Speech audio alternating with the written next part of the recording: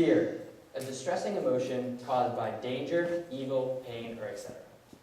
The feeling of being afraid of something. Now, at one point or another, all of us have been afraid of something, whether it be spiders, snakes, heights, or a scary movie. We all know what it feels like to be afraid of something. However, there is one fear in particular that I bet nobody has ever thought of, and that's the fear of going to sleep one night and not waking up the next morning. A fear that people in Africa have to live with every night, wondering, will I wake up? Last year, I had to write my junior essay, and like many before me, I struggled on coming up with a topic. So I went and talked to Mrs. Lavaz to try and get and brainstorm, and she suggested that I do malaria. Now, I kind of casually shrugged it off and said, okay, just so I could be done with it. But what I didn't know was the significance that that would have on my senior year. So, you're all probably wondering, what is malaria? Malaria is when a parasite enters a person's bloodstream, more often than not, through a mosquito bite. One big problem with malaria, though, is that the symptoms don't show up until 10 to 14 days after the person has been bitten. And by that point, there's really not much you can do.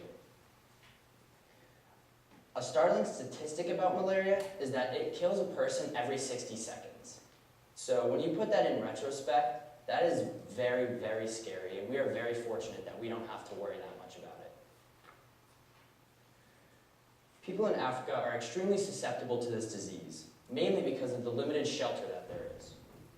More often than not, people have to go to sleep at night with blankets over their face, over their arms, and their body, hoping that they don't get bitten by a mosquito, but they usually still do. If they are bitten, however, they can see a doctor. With that being said, doctors are very scarce in Africa, so a lot of people don't get the treatment that they need. When they do get the treatment that they need, the vaccine usually isn't strong enough to treat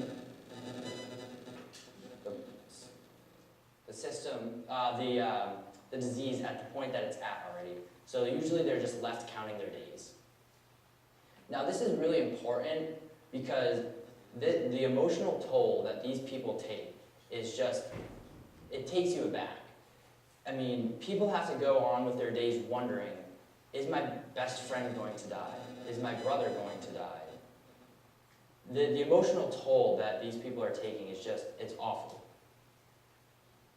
So after learning what these people have to go through, I wanted to do something about it. I wanted to make a change, and I wanted to help people. So there are many different people and organizations that have tried to fight against malaria itself. People like the Jonas Brothers and Steph Curry have tried to make a difference. Now, there is one organization in particular that I would like to touch upon, and that is Nothing But Nets. I have had the honor and the privilege of representing this organization during this semester of my senior seminar project that I will cherish forever. Nothing But Nets is a nonprofit organization that's based out of the United Kingdom. Their main goal is to send nets to Africa and try and fight against malaria, while also bringing awareness of this topic. Now, these nets are big nets that people can sleep under, often sprayed with insecticide to try and keep the mosquitoes out. And these nets have done numbers on decreasing the death rate of malaria. So, in order to do something, I decided to host a floor hockey tournament, and all the money I raised would be sent to Nothing But Nets. So, the tournament itself consisted of 10 teams with 4 players on a team. Each team paid $10 to play, with all the money made going towards Nothing But Nets. Overall, the tournament itself went really smoothly. Everybody had a lot of fun. We all laughed, we listened to music, played some good games. You know, I had some great volunteers to help me set up. It just was a great time. And I think the icing on the cake really was the fact that we ended up raising almost $400, and that equates to almost 40 nets raised. And that 40 nets is a lot, and that will save so many lives. So many of the students that participated in my event were actually able to feel the positive effects of physical activity, and that tied really nicely into what my actual research paper was about, and that was how the positive impact of physical activity will help people later in life.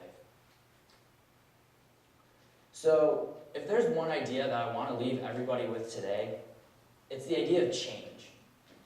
All of us want to make a mark on the world, and all of us want to be remembered by something.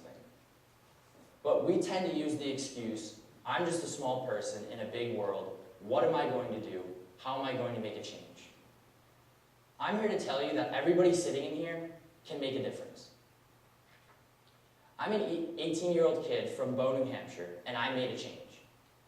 I was able to raise money for Africa and save many people's lives, people that I may never ever meet, but the satisfaction of knowing I helped somebody is wonderful. All it takes to make a change is character and hard work. If you can demonstrate those qualities for your idea of change, you will be successful. And I can tell you firsthand that if you are able to contribute to something bigger than yourself, it is the best feeling in the world that anybody could ever ask for.